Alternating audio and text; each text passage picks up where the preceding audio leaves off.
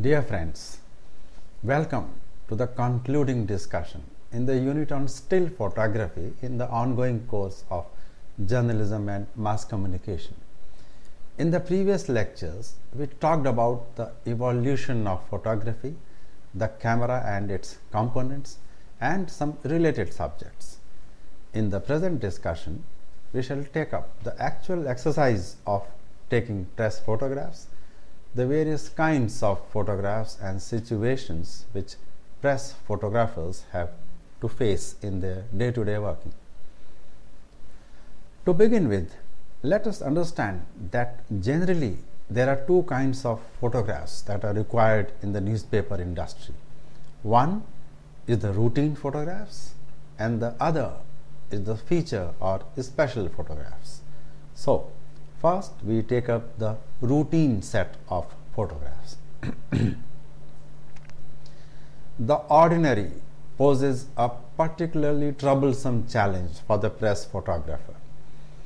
The assignments that occur most often also seem to be the ones that present the least opportunity for creativity or for variations on well-worn themes.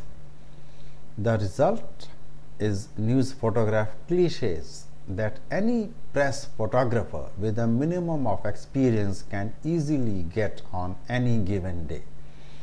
In fact, these cliches have led to creation of certain categories of the routine photographs which are usually considered to be the simplest and the most ordinary categories, but required in a newspaper nevertheless.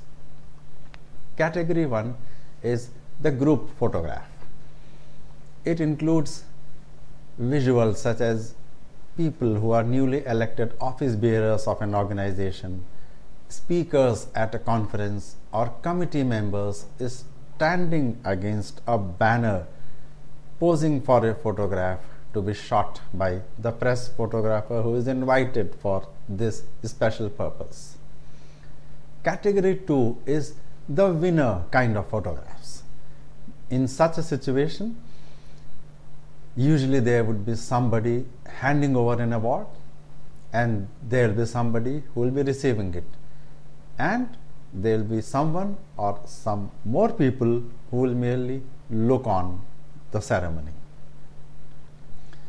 The third category is the handshake category. In this category, you will have generally a celebrity or an important person or a politician arriving or departing from a venue or an airport or a conference or a parade and shaking hands with people who have gathered there to either see him off or to receive him. Category 4 is the benefit action category. The example of this category is an official or an important person planting a sapling or digging a pit or lending a hand in some people's working and so on in a factory or on a table and so on, or performing some customary act like cutting a ribbon. So it is a benefit action. The fifth category is the important man category. In this category, it shows an important politician or important person, bureaucrat, sitting or standing with a phone to his ear, looking very important, not looking into the camera, looking elsewhere, and making motions and gestures as if they are busy in something very important. It is rare indeed when the photographer returns from such and similar assignments with an exciting picture. The pictures in most cases will be the same, only the faces and the backgrounds may change. But some of the sameness can be overcome on occasion by advanced analysis of ingredients for improvement, for bringing about a different kind of a result.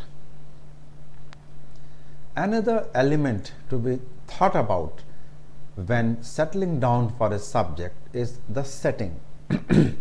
Backgrounds or props, as you call it, can make a routine picture look different from another day's routine picture.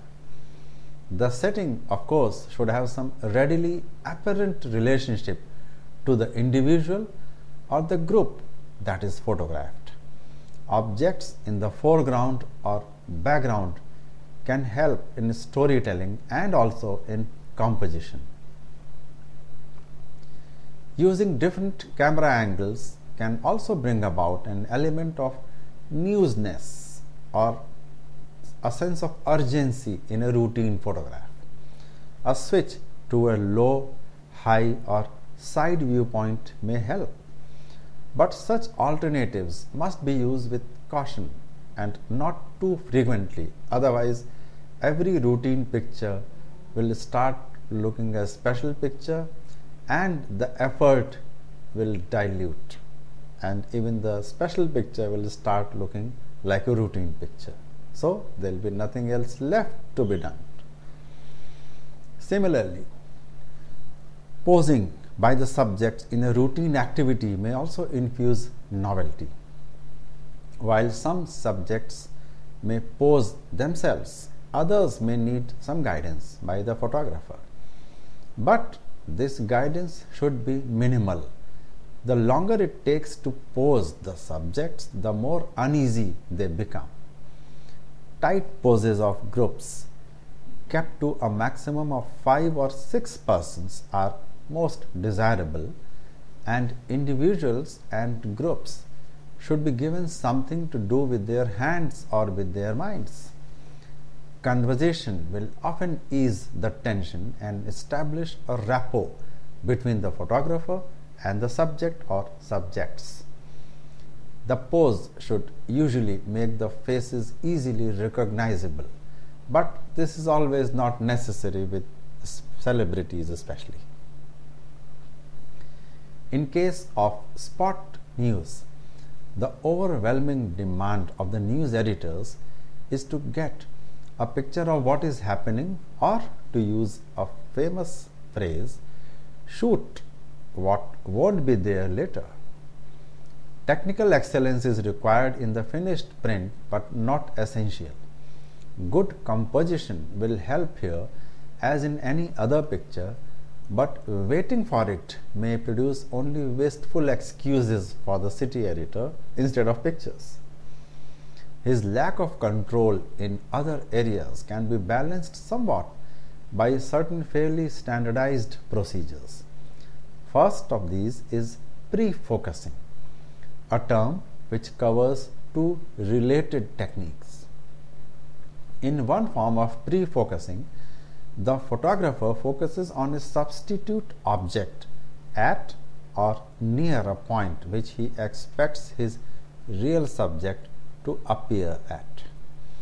The second form of pre-focusing involves simply setting the camera at his best estimate of the expected distance where the subject is supposed to appear. Experienced photographers have long practiced this, usually setting the lens at 12 feet. Then, with the diaphragm stopped halfway down or more, the depth of field will take care of small errors in focus, and the photographer can correct for larger errors by quickly moving closer or farther away from the subject. Pre-focusing makes it possible to shoot fast when time out for a focus search would permit the opportunity to slip away. The photographer must be able to shoot from the hip, as the phrase goes, without raising the camera to eye level, and to shoot with the camera held overhead so the lens sees over a crowd of people, firemen, policemen, agitators, and so on, and other cameramen also, or simply the curious people gathered there. The cinematic pattern provides a guide for covering many accidents, major disasters, fires, and riots. This pattern begins with a long shot or a panoramic shot that establishes the location and the general situation. Then it moves progressively closer. In covering fires, for example, it is generally advisable to shoot one or more panoramic shots before moving in for medium range shots and close-ups of action. Foreground objects, the back of a fireman or the end of a fire brigade truck, will add the required depth and storytelling impact in medium range shots. Record shots of the damage come after the fire or rot has been controlled. In all cases, the photographer watches for the detail revealing close-up, the tense pose of a fireman, the emotion-marked faces of spectators, the close-up of a half-burnt article, or something which remains protected even after the devastating fire. Then we move on to another exciting area of news photography outside and also in routine, that is the sports photography. Experience in sports photography is an important part of photojournalism. On feature and some news assignments, the photographer can arrange the subjects and the lighting to enhance the picture's theme or message.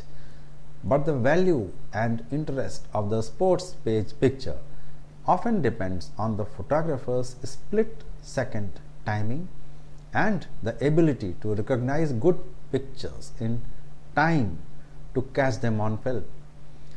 Many persons would be excellent camera reporters if they could somehow photograph a memory.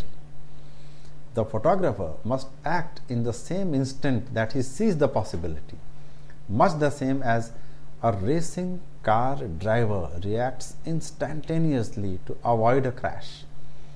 The important aspects of sports photography are as follows. Number 1, timing and planning. Timing of the action of the shutter release finger is extremely important in sports photography. Disgruntled editors are created by action photographs in which participants appear tired and lackadaisical because the shutter was tripped a little too soon or a little too late. In all sports, there are fairly regular moments at which action reaches a climax.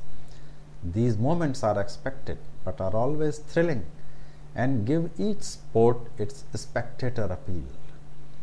In these moments, the major elements of the story of the contest are concentrated. The photographer must learn to anticipate these moments and situations. He trips his shutter as the action reaches the climax, actually a fraction of a second before the climax.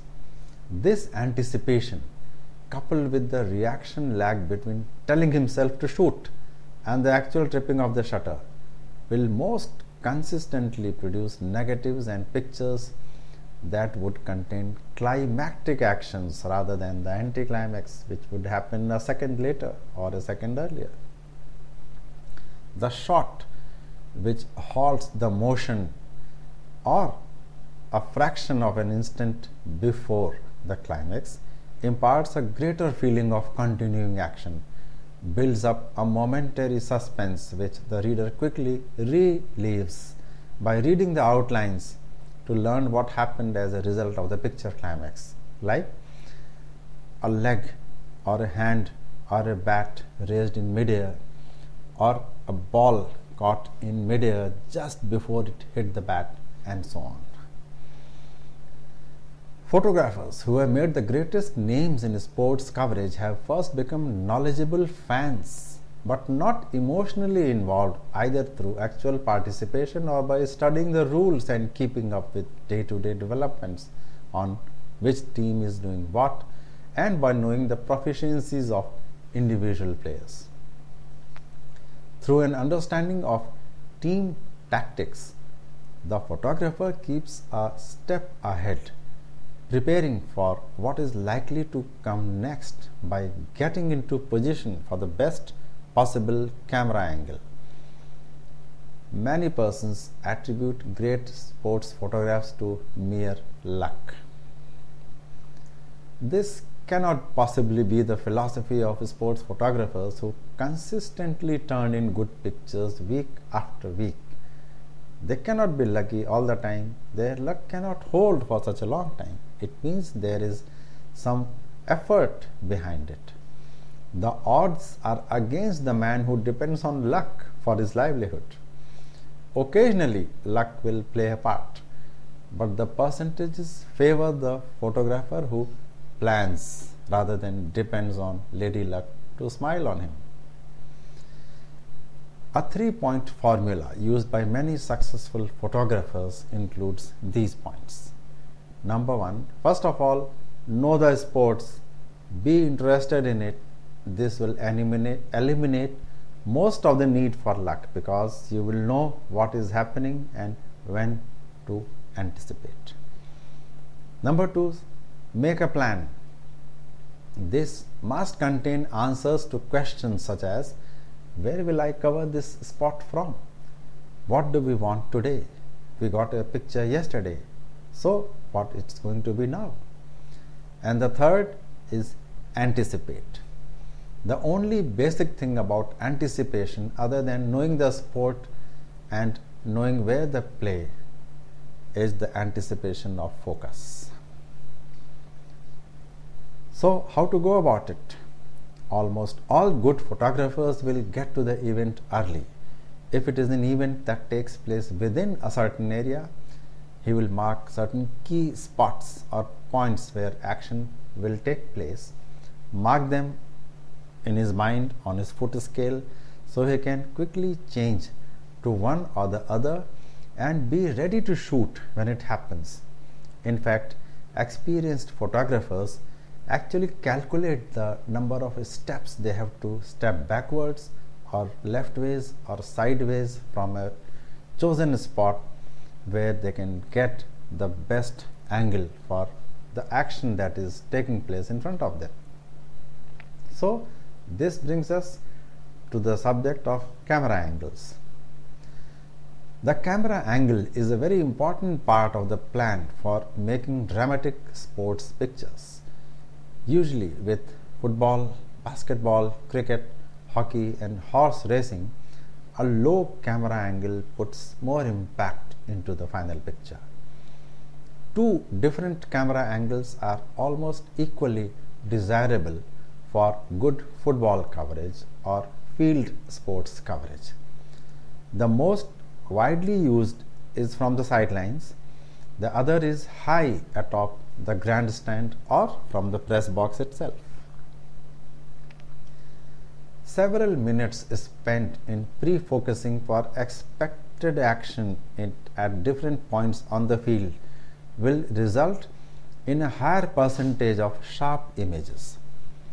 Lenses with reflex focusing and view finding and also preset diaphragms are a great support and aid in shooting from the sidelines. Long lenses from the sidelines are desirable because they put the newspaper reader close to the action, so close that he may actually feel as though he was participating in the sport. This type of close-up action shows the reader the facial expressions and other details of the player that he was unable to see from the galleries of the grandstand. And this is a major factor in building the reader interest in the sports page. Intelligent, judicious cropping will help move the reader close to the action. Good cropping plus large prints often will sell the sports editor on the photograph's favorite shots. The sports editor wants superior pictures for their pages, but sometimes they need to be shown by the photographers as to what is superior. So, sports photography is an exciting and a challenging task which most photographers look forward to. Incidentally, sports photography has now emerged as an independent discipline within press photography, and most sports photographers would prefer to remain in the sports photography area rather than go about covering other events in the city. And so is the case with other non-sports photographers who would often say that they do not know how to capture the right moment because they do not know the sport. So that is how a somewhat separate channel of photographers has evolved who are exclusively devoted to sports, and therefore a cadre of sorts of sports photographers has actually emerged the world over. So we now move on to the category of feature pictures or special pictures.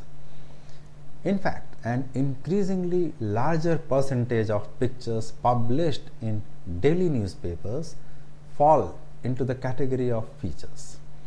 The routine plus the feature pictures probably total about 90% of the photographs published in a newspaper today. Many feature pictures appear and reappear with enough regularity to be considered routine. Examples are weather pictures when the weather is not of the spot news dimension, that is gathered clouds, heavy rains, sharp sunlight and so on. Holiday pictures such as travelers, tourists, especially children in colorful clothes rollicking around. And the first day or the last day of schools, with children going in after a long vacation and coming out as the vacations begin the next day. These are some routine pictures which appear almost regularly at the set points of time. These routine feature assignments increase the pressure placed on the photographer's originality and imagination. Most other feature assignments call upon the photographer to uncover the appeal in what is generally regarded as the dull routine of everyday life. In a feature photograph, the photographer is usually expected to express a feeling or an emotional attitude. To do this, the photographer must form a relationship between his own reactions and the sentiments within the person who will view the picture later. Photographers are heard saying this, that okay, they are taking this photograph because the reader will feel some kind of emotion which they can express. So we have the need for the photographer to understand the universal values such as the strong sentiments of anger, hate, love, joy, fear, lust, and the more difficult to define mood sentiments and sensations such as vitality, repose, satisfaction and distrust, the finite and the infinite. Some of the most successful feature photographs established broad limits for the viewer's imagination, only channel that imagination by mere suggestion without attempting to depict the occurrence of any singular event. The implications of such photographs, and from the implications the appeal is stemmed from nearly universal associations with certain general themes as mentioned just now. So in the feature pages categories, the feature photographs categories, one major category is the women's page or photographs exclusively featuring women. In fact, it has become common for mainstream newspapers to have a section devoted to special subjects, such as newspapers are now devoting more space to food, news, fashion, home decoration, child care, and of course women. The broadened news outlook has meant a change in picture content as well. In many papers, there is something more than women decked up in jewelry and festival finery. The informality and the realism characteristic of general news pictorial reporting has crept onto the people page also. Women's page photos are allowed to appear in straightforward shapes now, without the benefit of overlapping layout or other decorative styles. So pictures in the society sections are bigger as well, giving the photographer greater and more frequent chances of playing with his imagination. So, despite the quite evident improvements in many newspapers, society photographs in general have lagged behind the progress made in other sections of most papers. It means the broadened coverage in world reporting in women's news provides the cue for better photography. We have much better and wider kind of writing as far as women's issues are concerned, but the photographs that are being used are still mostly routine and laid out in fairly conservative and traditional manners.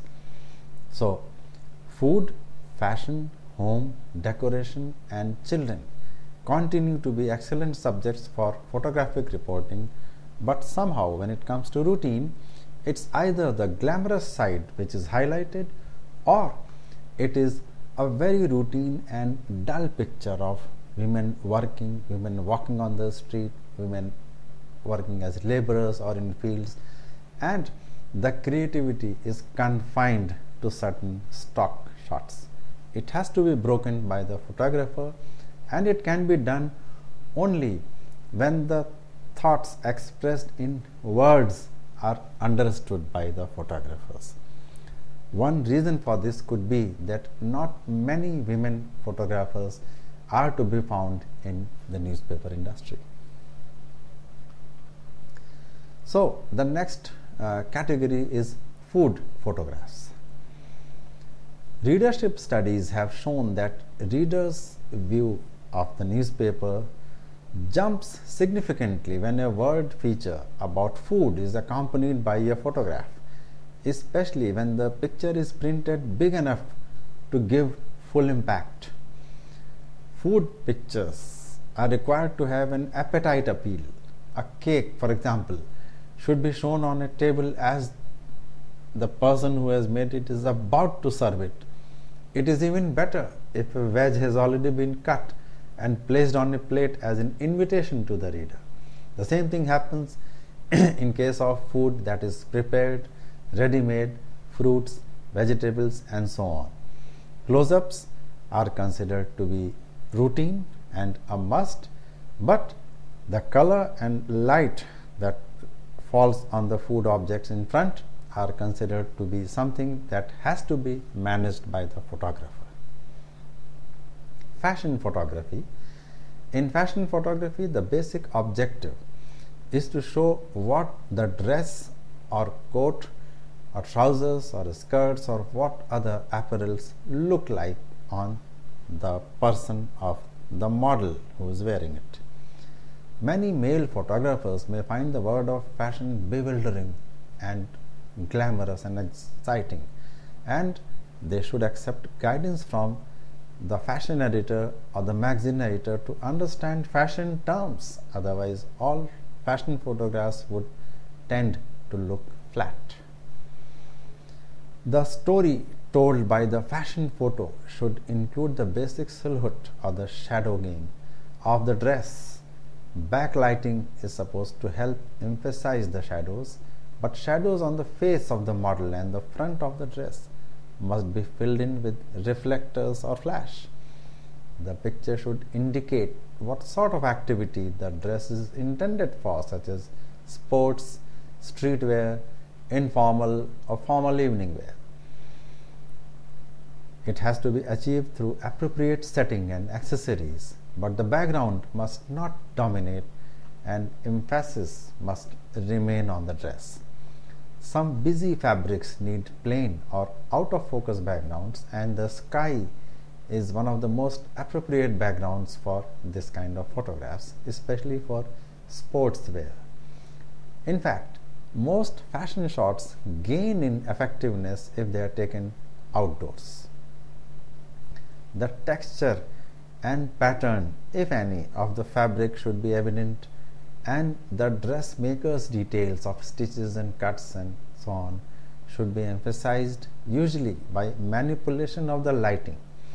Usually one or two details about a dress make it different from hundreds of others.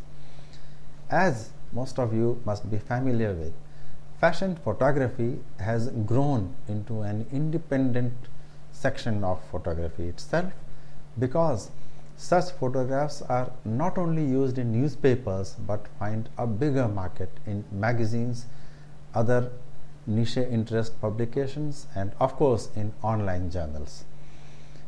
Like in the case of sports photography, fashion photography is also considered to be a niche in itself, and many routine news photographers do not find themselves comfortable in shooting fashion situations and vice versa.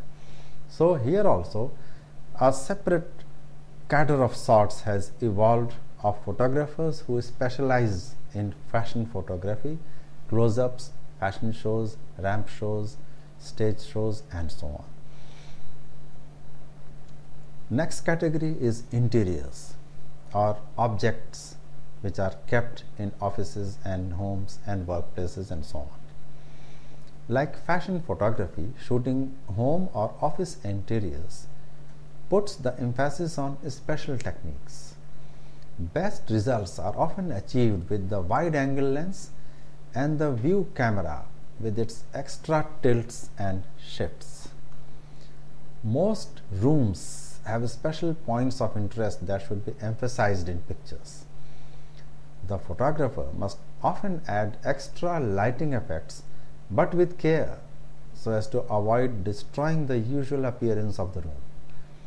This can be achieved by such devices as substituting floodlights for the regular globes in light fixtures, holding a reflector-less flash bulb near a normal light source, or bouncing the flash or floodlights.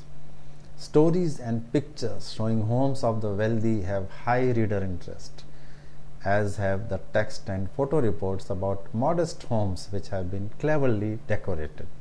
As we all see around us, it's not only magazines but newspapers and special interest publications that use interior photographs with great regularity, also on property related stories and reports, and of course in online journals as well.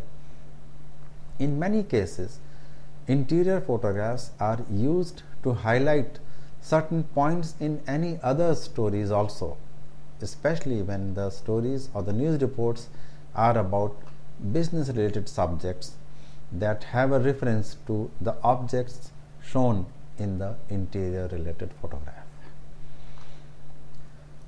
Next category in the special photographs or the feature photographs is the picture story. Newspaper readership studies consistently show relatively high reader traffic halts at most news illustrations or visuals related to news. The reader appears to get the strongest sense of identification or a sense of participation when the story progresses from a beginning through a series of related developments to a definite ending. This, of course, is a narrative, and a narrative can be presented in pictorial as well as textual form. The still photography of today's newspaper falls considerably short of being a serious challenge to movies or televisions in presentation of pictorial narratives. Nevertheless, the picture story with still photography is not only possible, but it is entertaining and effective as well. And many publications, including newspapers and magazines, have successfully done it and continue to do so. Newspaper photographers and editors who attempt to copy the techniques of famous pictorial magazines such as Life and National Geographic and so on are ill-advised to do so.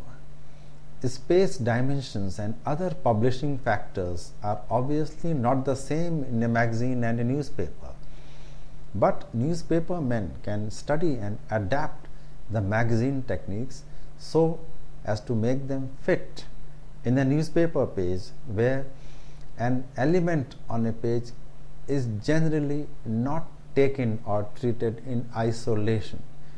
There will be a lot of text around it, there will be advertisements, there will be small and big headlines, and a picture story is much difficult to tell on a newspaper page as compared to a magazine page.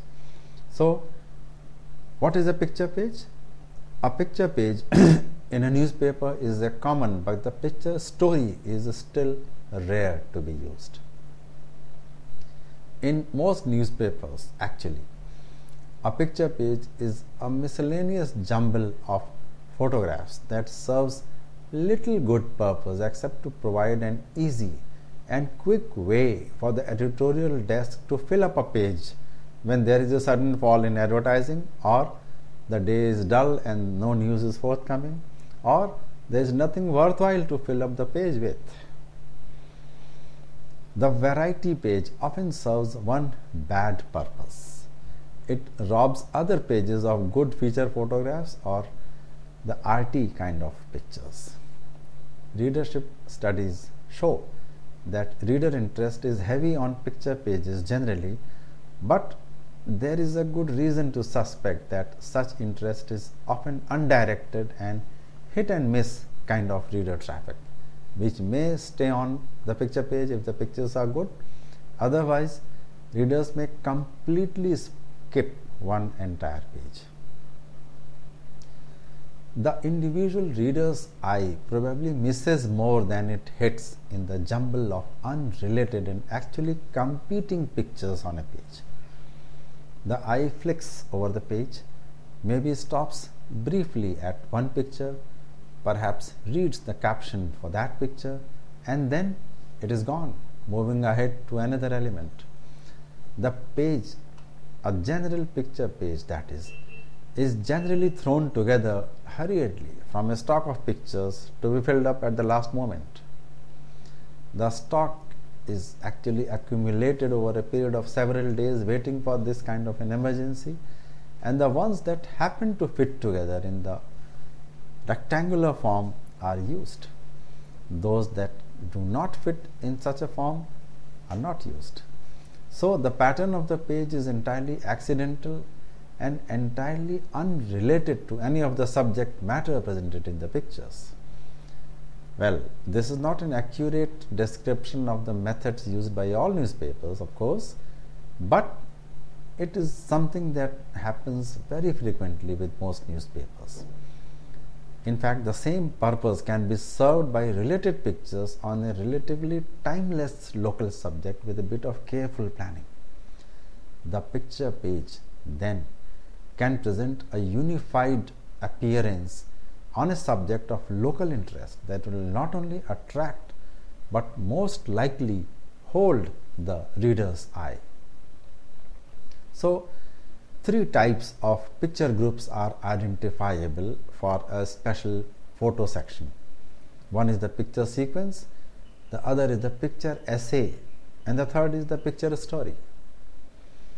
The picture sequence is the simplest in nature and the most limited in scope. It merely shows development of a particular action from a limited point of view and for a limited period of time. A sequence, on the other hand, could be a series of pictures showing a person in action during a speech or interview, concentrating on facial expressions and manual gestures, or a series of pictures showing continuity of action during one particular play in a sporting event. Sequences, in fact, have become standard procedure in sports coverage by many newspapers. Although all pictures are generally taken with the camera in a fixed position, the sequence can tell much more than a single shot. Special cameras are sometimes used which take many instant exposures automatically. The picture essay, the next category, that is, deals with themes or ideas which are frequently rather intangible and therefore difficult to express in visual form. Here, the camera changes its point of view without altering the photographer's concept of the central theme. The subject may remain the same throughout the series, or various but related pictures subjects may be treated. The most difficult aspect of the picture essay is consistently maintaining the theme or idea from picture to picture. Like the text essay, the picture essay may treat serious sociological, economic, or cultural problems, or it may concern light or humorous topics as well. In fact, as you can understand or gather, it is not always easy to distinguish between the picture essay and the picture story. The two forms actually overlap, but in general, the picture story has a beginning, a middle, and an end. The camera moves about, the scene changes, but the central subject usually remains the same in all pictures. And during the course of the story, something happens to the subject, and this happening is reported in the pictures. In essay, of course, the central subject may not be there at all, but the overall theme and the background would remain the same, and the camera will move from one place to the other, not with any one subject, but with the theme itself traveling from one picture to the other. Newspaper photographers and editors will find endless subjects for picture sequences, essays, and picture stories in their own backyards, in the everyday life of their communities, cities, villages, and so on. Since the universal implies the familiar, and in feature photography, good technique is taken for granted, it is not necessary that a picture of the familiar will have universal appeal. The merely familiar will not make a successful photograph. What makes the photograph is the photographer's ability to see more and see more clearly than the average observer. The feature photographer's opportunities lie in the confusing mass of impressions that beat upon us as we move through normal routine activities of the day. It is indeed the photographer's job to clarify, to intensify, and interpret by eliminating the non-essential elements so that the salient points have a chance to make their impression. Selection and organization of elements for emphasis is essential in a feature photograph. It is easy for the preoccupied mind to pass by feature picture possibilities in the routine of the city in a day's work. The photographer who has trained his mind to watch for good pictures wherever he looks will be the one who turns up with the unexpected, and he will get the doubly welcome feature shot.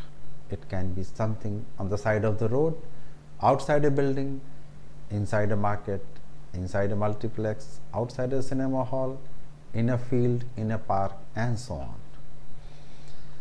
This trained mind comes for most photographers only from conscious effort. Actual concentration on looking for pictures wherever they go, until it eventually becomes an almost unconscious second nature activity. The pictures discovered in this way frequently have an immediate use in the newspaper. At other times, they may be held for use when a future situation creates a demand for such pictures. The photographer looking for feature pictures remembers that people are about the most interesting subjects in the world, especially their faces. But he does not look away from scenic shots, although he watches for views that are relatively simple in form, a simple cloud, a simple flower against a complicated background, and so on. With the forms, separated by contrast between the light and the dark, and not merely by the differences in color. The familiar, therefore, can be pictorially effective from a vantage point that is unfamiliar. Often, this is the explanation for the effectiveness of aerial shots, long shots, close-ups, and night views. In all these 3 or 4 conditions, even the familiar can look strange, exciting, and unknown. The camera transports the newspaper reader to a viewpoint that is new and revealing, that tells him something about his environment that he has been unconscious of, unaware of. Normally, the news photographer operates as quietly as possible, avoiding to call attention to himself wherever he can, whether it is a press conference, whether it is a concert going on in a hall, whether it is people moving about on the street, and so on. The news photographer would like to remain as inconspicuous as possible so that his angle and his spot of taking the photograph is not disturbed. But sometimes a different approach is needed, and the man with the camera must know where a little brashness or a brash attitude will help in getting the picture which he desires. So we move on to the next element in photography, that is the captions. Most photographers dream of making the picture that needs no help from the words or the text. But such pictures come along very rarely.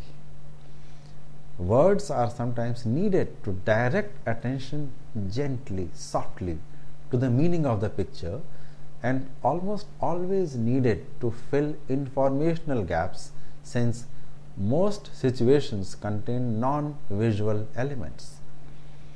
These are the jobs of captions, or cut lines as they are often called. Strictly speaking, a caption is a heading and cut line is the explanatory matter beneath the picture. Good cut lines are concise, direct sentences that avoid merely repeating the story that the photograph tells. Sometimes the cut lines call attention to or explain obscure or not readily understood elements within the picture. So, in newspaper pictures, a principal task of the picture lines is to furnish the who, the where, and the when.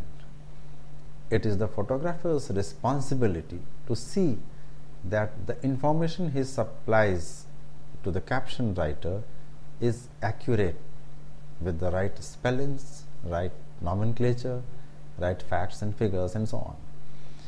In fact, he is expected to supply the facts and not some lofty phrase like a great sunrise or a grand performance and so on.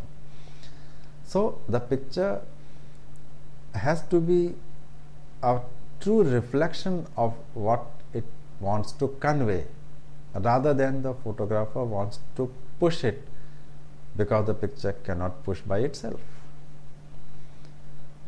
The photographer should not hesitate to furnish all the facts that he knows. Incomplete information from the photographer may force the caption writer to guess about the significance of what he sees in the picture, and the result may be disastrous in some cases. So, according to one editor and observation of many others, success in photojournalism comes from, number one, having intuitive identification with the subjects of a story. Number two, a willingness to risk danger and physical discomfort, whether it is news photography or feature photography. Number three, the ability to use equipment, reporting skills, and every imaginable production device to convey exact meanings.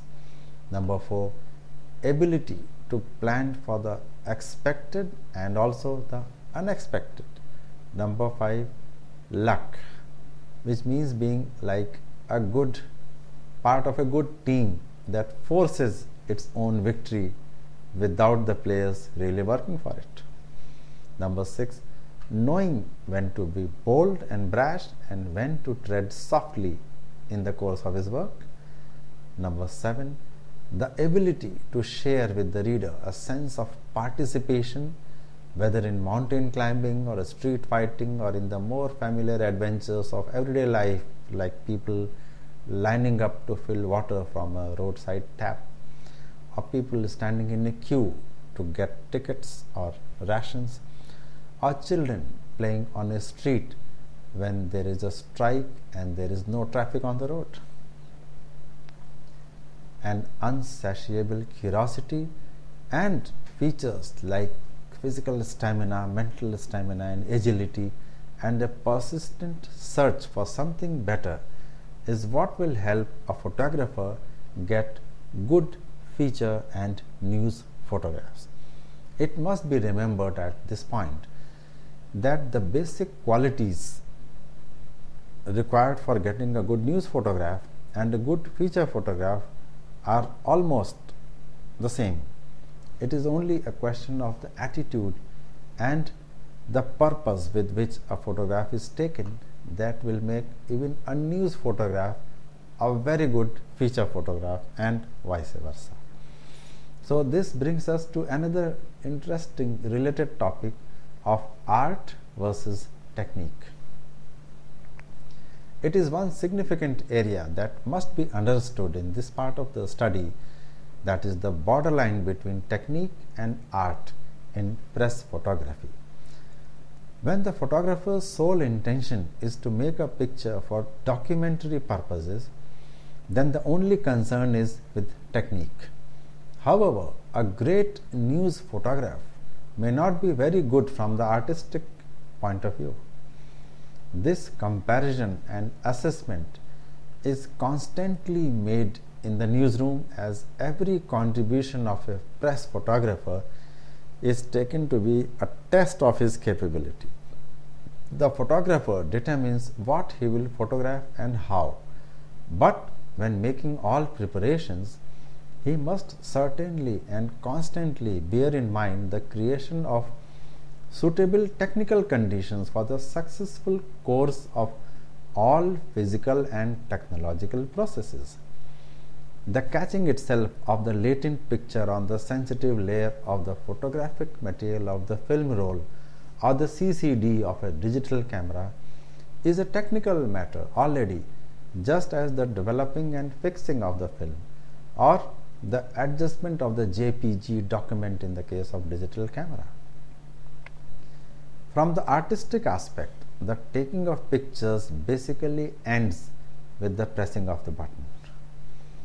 The most important tasks which can substantially influence the artistic value of a good press photograph are carried out before the shutter is pressed. What is not caught on the picture can never be added to the print, but one must not underrate the technical aspects of photography. The photographer may have the most sensitive perception and the best possible vision, but if he is unable to express himself pictorially in the correct manner, then he will never pass on the required information about his observation to anyone else, least of all the editor to whom he submits his photographs, or the editor or the reader of the paper. It is of course a certainty that without technical procedure, no photographs can ever be made. On the other hand, if all creative operations are discarded and only technical tasks are retained, then the resulting photograph would have only documentary value and not excite anyone enough for him to hold it in his mind for at least a short time. By expanding his technical knowledge, the photographer undoubtedly expands his range of coverage. Anyone not wanting to stagnate and seeking to expand the range of themes as well as to find unusual way of giving them shape must study technique for virtually his whole life.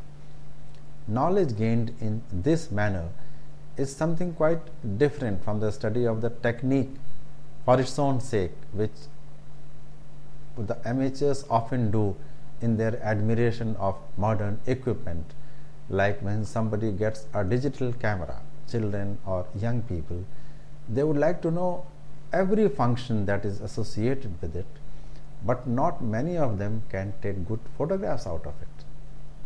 So technique is one thing which is important for handling the equipment and assessing the environment which is available for taking a photograph, the time of the day, the light at that moment, the availability or the distance of the subject and so on.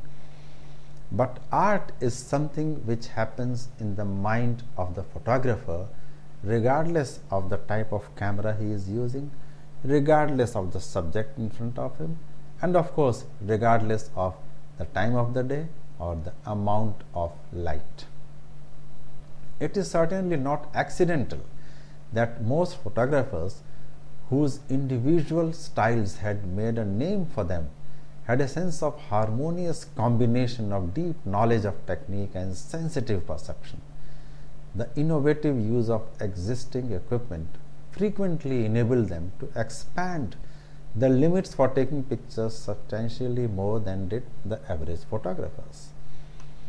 A good photograph must always give the impression of something new, and this can be achieved both by a surprising combination and by catching a subject which could not be photographed up to then for technical reasons.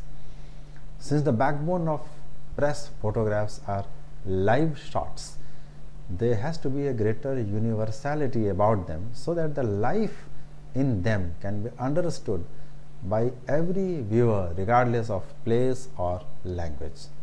It is often said that photographs have no language and they can be understood by anyone in any part of the world, and they should not need captions to tell a story.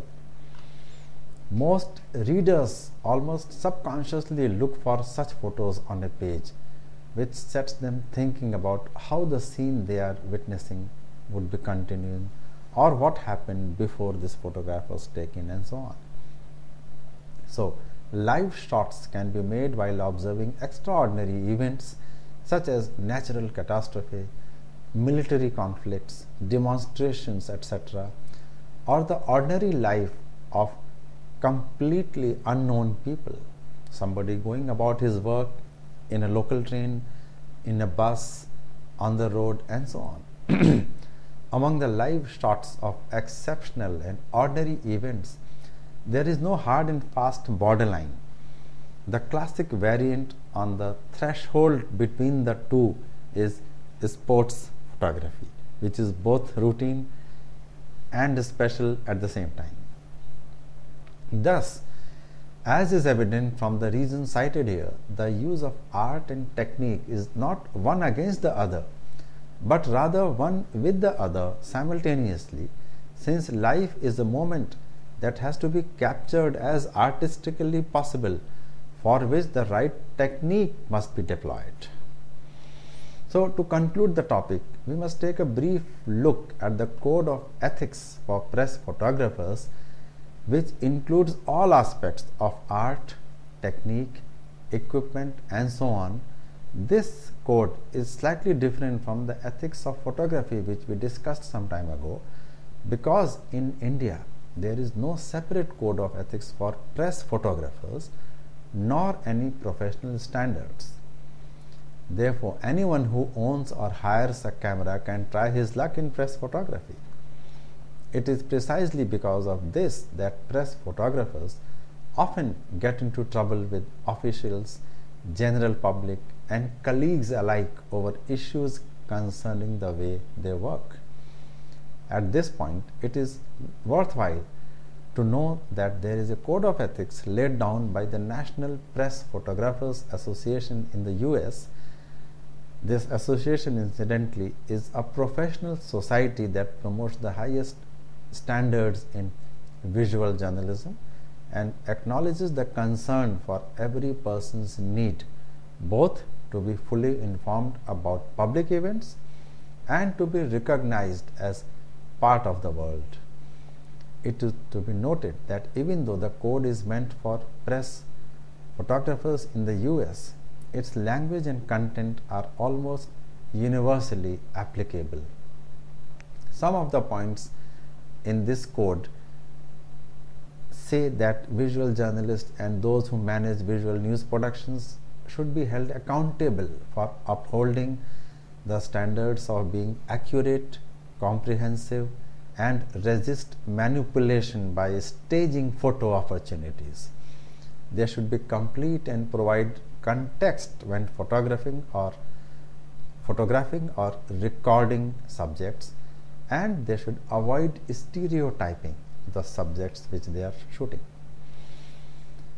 They should treat all subjects with respect and dignity and give special consideration to vulnerable subjects as children or women in pain or people who are injured and so on, and show compassion to victims of crime or tragedy.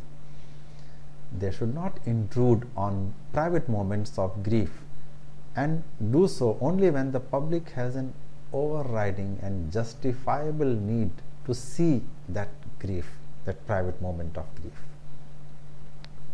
And editing should maintain the integrity of the photographic image's content and context, and photographs should not be manipulated or anything should not be added after the photograph has been taken to mislead the viewers or misrepresent the subjects. The photographers must strive to ensure that the public's business is conducted in public, and it should be mentioned that the photojournalists have a right to report, not to intrude.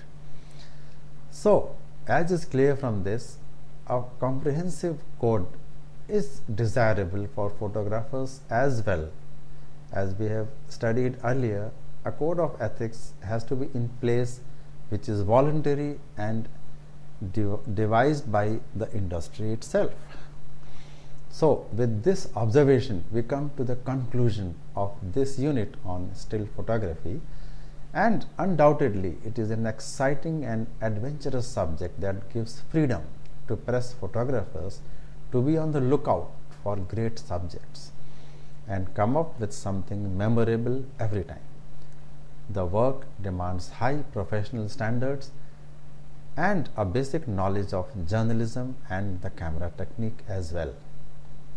The study of photography would seem very easy if one has a good camera or if one has been taking photographs for some time, first with film cameras and then with digital cameras.